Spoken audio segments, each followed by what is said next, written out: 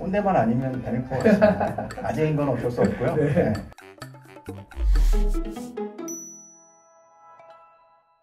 팀장 된 지는 한 13년 차 정도 됐고 13년이요? 네, 오래됐죠. 머리 색에서 약간 그런 연륜이 나온 것 같기도 합니다. 네. 네이버 카페 네. 그 팀장 클럽에서 팀장으로 산다는 것 연재 글을 지금 올리고 있습니다. 가입을 딱 하고 가입 딱 보니까 다들 글이요.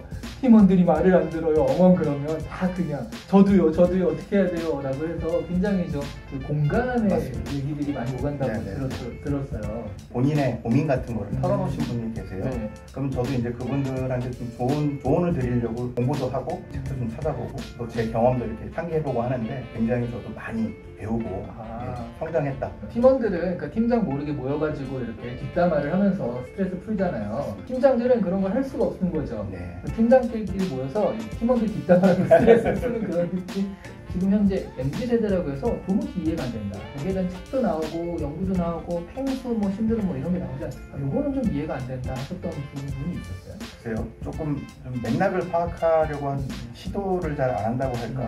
그냥 한두 마디 듣고 바로바로 좋게 얘기하면 센스가 있다라고 할 수도 있고 근데 이제 좀 안 좋게 얘기하면 깊이 있는 사고를 좀 하는 거를 좀 많이 경험을 못했구나 라는 생각은 좀 들어요. 이 친구들이 어쨌든 계속 성장을 하면서 다시 또 주류가 될 친구들이고 또 저희는 그 친구들과 같이 또 일을 해야 되기 때문에 열려있는 자세가 필요하다고 생각이 들어요. 팀장 입장에서는 그런 친구들을 팀원으로 데리고 있다고 하면 저 같은 경우는 팀원들이 회의할 때 스마트폰 보는 거에 대해서 뭐라고 안 합니다. 아 그래요? 왜냐면 한 번은 좀 화를 냈는데 네. 친구가 이제 변명을 하는 거예요. 아니 팀장님 무슨 말씀하셨는데 그게 갑자기 뭐 어느 기사에서 본 게 생각나서 그거 조회해봤어요 이렇게 얘기하더라고요. 화면을 보여주면서 그럴 수도 있구나. 근데 얘기하는데 막 이러고 있고 막 그러니까 약간 물론 이제 네네. 회의를 하기 전에 중요한 회의면 미리 공지합니다. 야 우리 다 스마트폰 꺼내서 다 꺼놓고 시작합시다. 결국에는 결과를 위주로 판단하는 그런 과정이 될 수밖에 없기 때문에 과정상에서의 어떤 자의성, 자유도 이런 건 좀 보장을 해줄 필요가 있다고 생각합니다.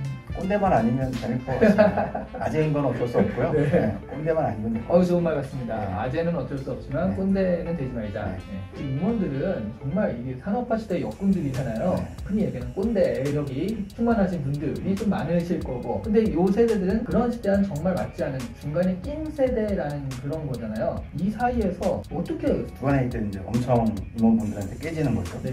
근데 그거를 예전 같으면 그냥 그대로 그냥 이렇게 파이프에서 물 흘러 보내듯이 팀원들한테 쫙 네. 풀어버리는 상사분들이 많았는데 요새는 이제 그렇게 못합니다. 내가 비록 매운맛으로 당했어도 순한 맛으로 보내야 돼요. 그 팀장만 되게 열받는 거잖아요. 열받죠. 여기 다 이렇게 쌓이는 거죠. 열받죠. 팀장이 말씀하신 것처럼 이제 아래 위로 끼어있는 샌드위치 같다. 네. 저는 샌드위치 얘기를 들으면서 그냥 약간 비유적으로 그런 생각이 들었어요. 그 샌드위치 그 빵 사이에 네.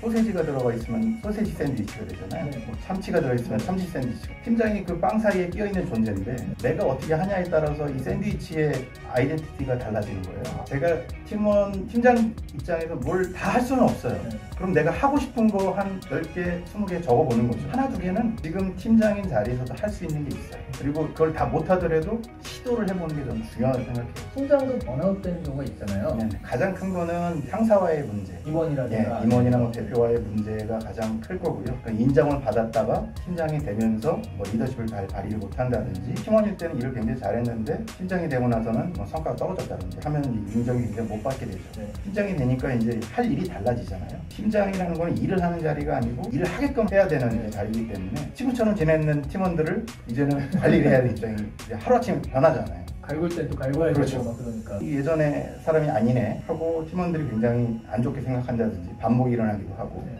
이런 게 이제 위아래에서 문제가 많이 일어나죠. 이 두 가지가 제일 큰 것 같습니다.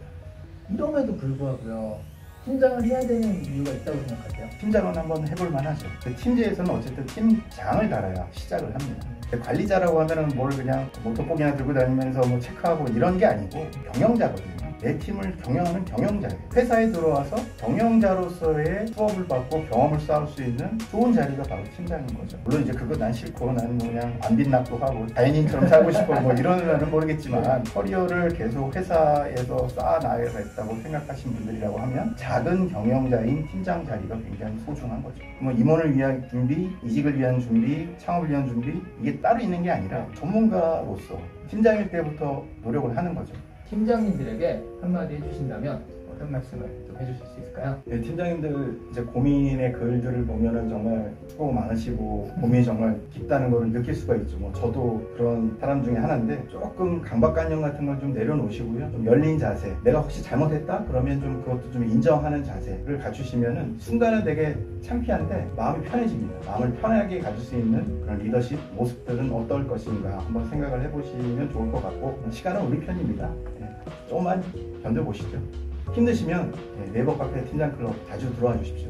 네, 고맙습니다. 감사합니다. 네.